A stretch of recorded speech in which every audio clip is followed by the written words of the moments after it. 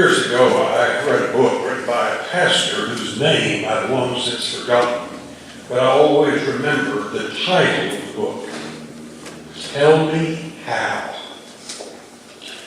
The pastor derived this title from a conversation he had with a parishioner in the North House after a worship service one Sunday. People came to the receiving line, shaking his hand, saying the usual things. Nice sermon, Pastor. I enjoyed your message today, Pastor. Thanks for another good sermon, Pastor. I have a bone to pick with you, Pastor. Say what? The pastor was startled to hear such a candid comment and inquired about its meaning. The church member said, "You always preach excellent sermons that are well crafted and well delivered. The problem I have with your preaching is that you speak in vague generalities rather than clear specifics. You're always telling us what to do, but you never tell us how." This comment really got the pastor's attention. He decided to amend his ways in the pulpit, and he eventually wound up writing a book entitled, Tell Me How.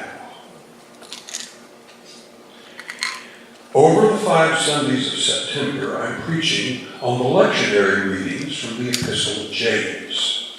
I noted last week that this may seem like an odd choice for a sermon series. James is a short book of only 5 chapters, and it strikes a chord that doesn't harmonize easily with some other parts of the New Testament.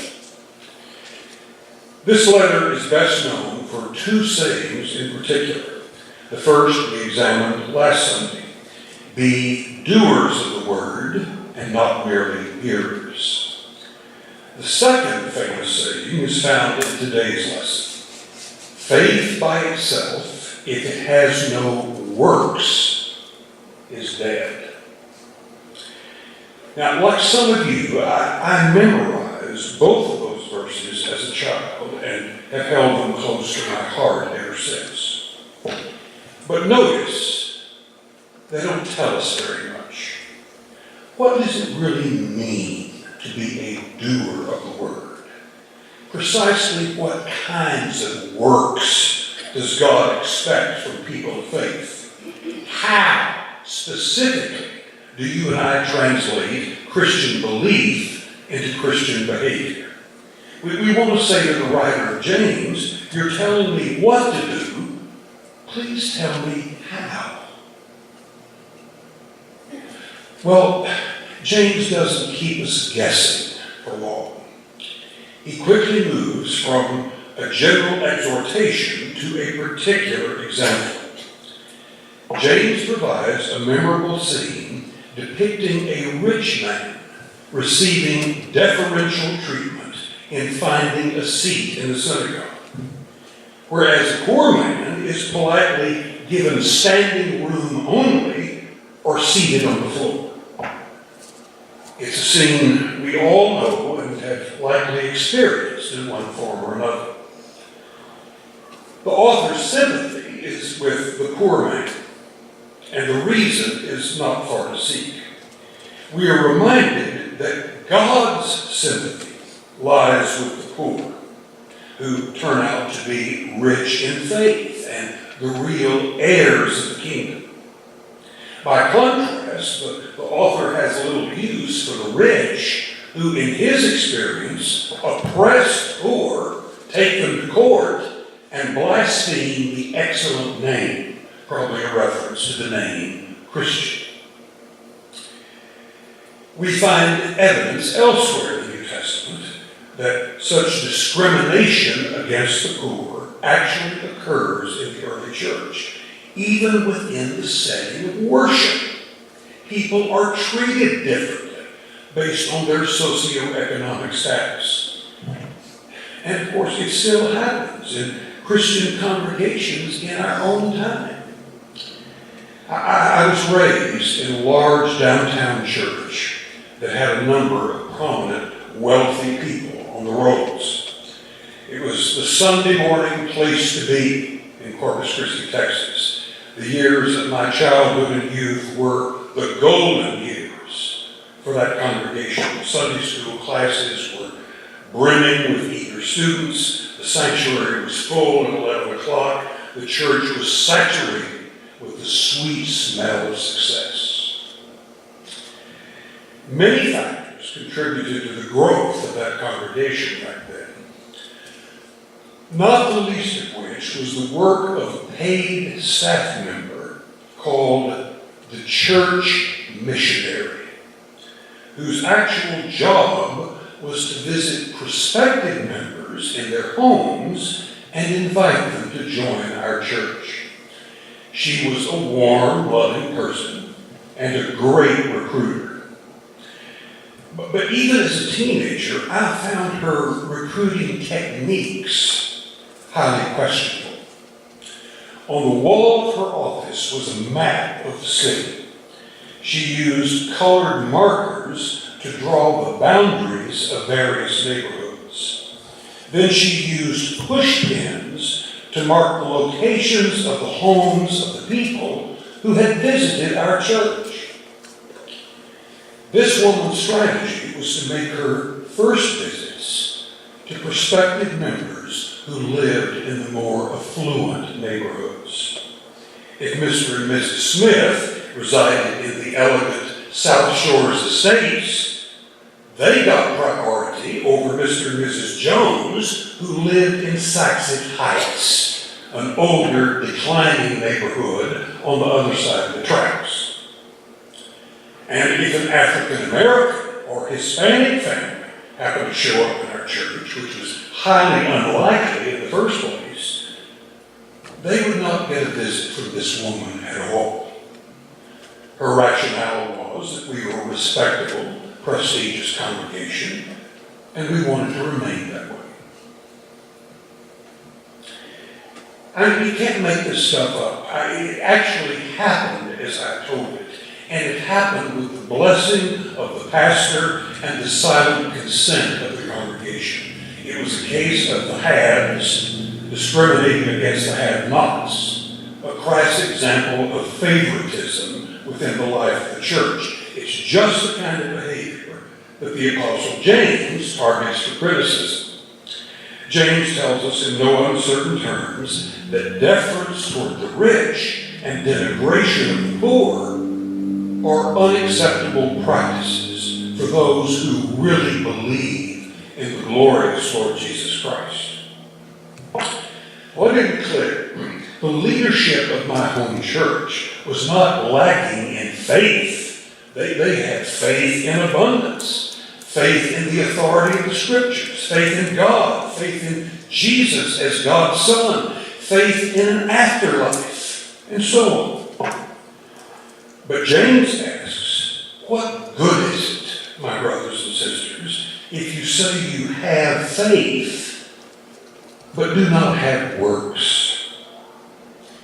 In Eugene Peterson's popular paraphrase, The Message, this verse reads, isn't it obvious that God talk without God acts is outrageous nonsense? If you want specifics, James spells them out. When people of humble means visit your churches, extending them a cold shoulder will not suffice. To the hungry and scantily clothed, a warm greeting and a hollow prayer will not do. What good is it? Asks James. Over the centuries, the church has developed various pictures of what authentic Christianity looks like. For much of the church's history, a true Christian was identified by correct belief. If you didn't subscribe to orthodox doctrine, you were regarded as a heretic. You could even be burned at the stake. At other times, the measure of a true Christian was personal faith, which certainly includes believing the right things, but it's something more than this. Faith is trusting in the unmerited grace of God in Christ. for the forgiveness of sins and the gift of new life. Some evangelicals have said that unless one has had such an experience of faith and been born again, one is not truly saved and is therefore not an authentic Christian. Well, James seems to take for granted that his readers exhibit both correct belief and personal faith.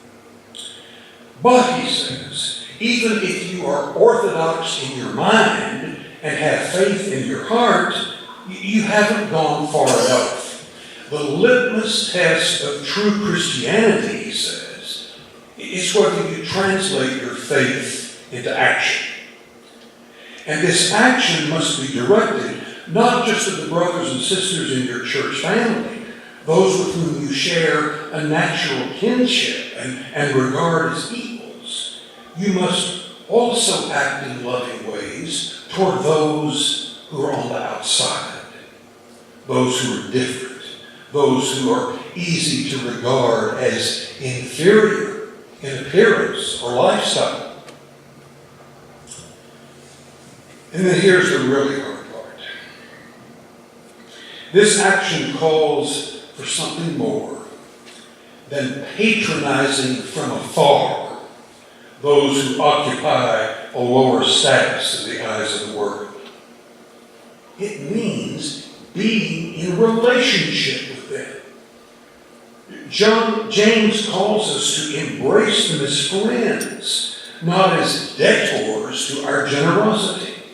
Our faith is measured by how we welcome the stranger in our midst, not by how we cozy up to home folks. Our faith is measured by how we live with the poor, not by what we do for them.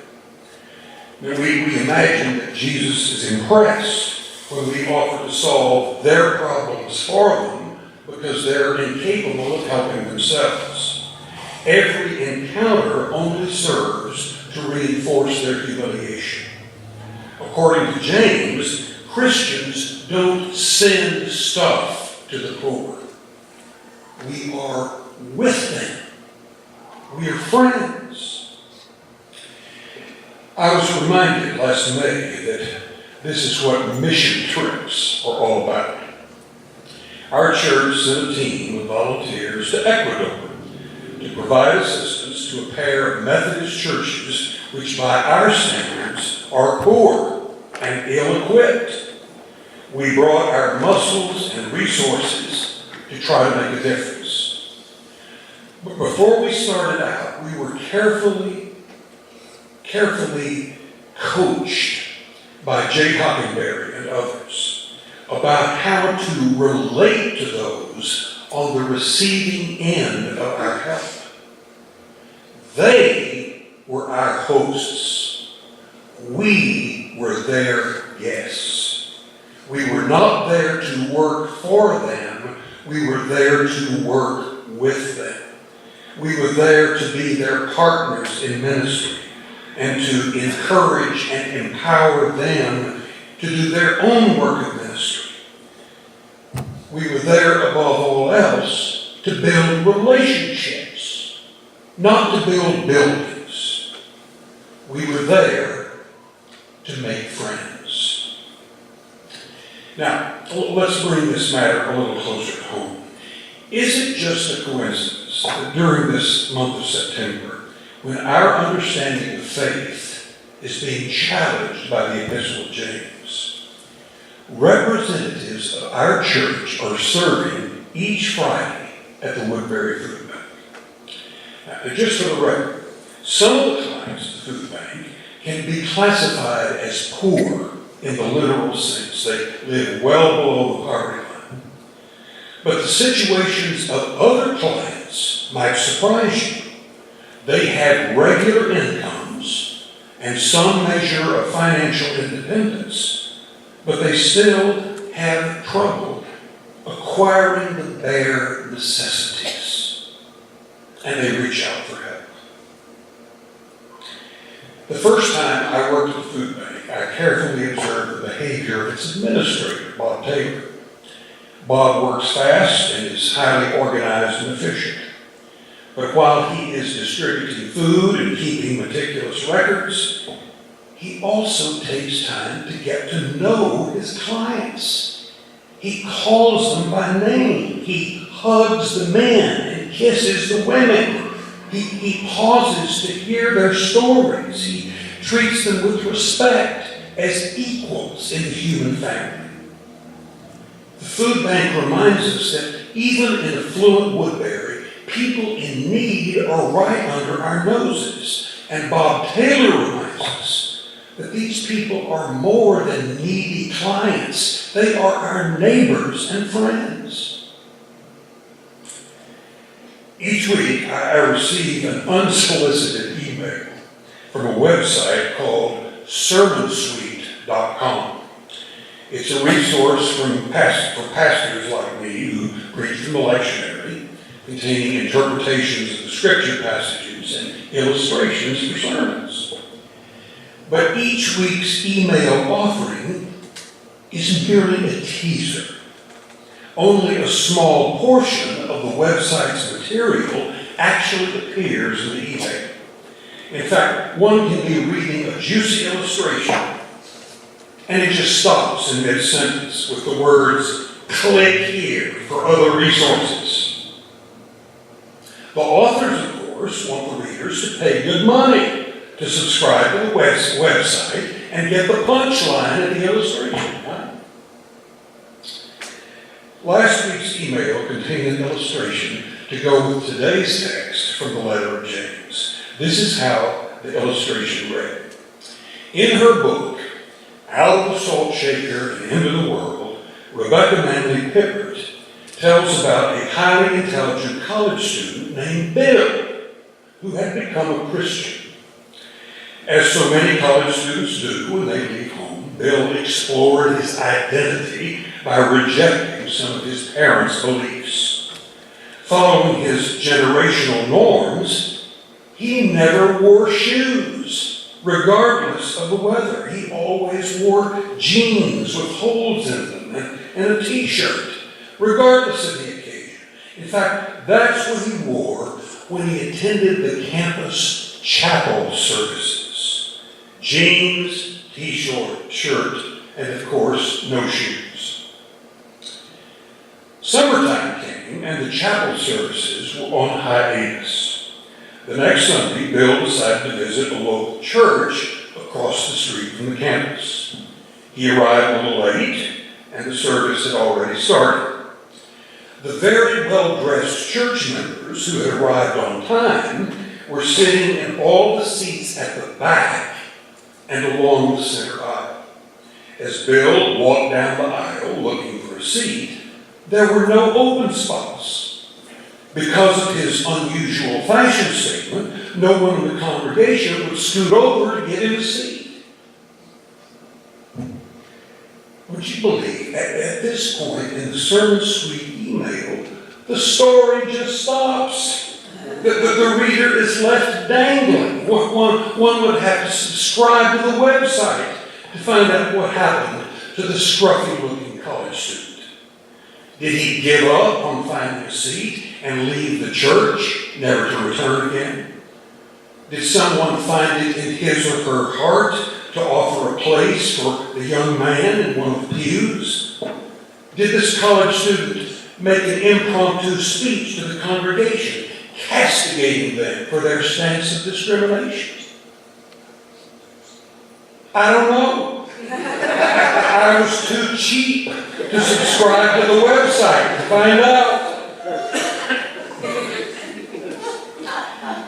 As I read the story that had no conclusion, I found myself frustrated, but also fascinated. Somehow it was appropriate that this story had no ending, because it draws us into the story to write our own endings. If someone walked into our sanctuary today wearing ragged jeans, a t-shirt, and no shoes, how would we react? If a person in genuine need of financial assistance approached us after worship asking for help, how would we react? According to James, the needs of the ill-clothed and the poor are not met by proclaiming that we have faith. Rather, these needs are met by concrete gestures of hospitality and compassion. It's not God talk, but God acts that demonstrate genuine faith.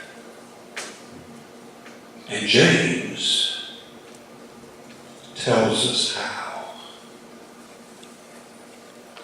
God help us to be faithful.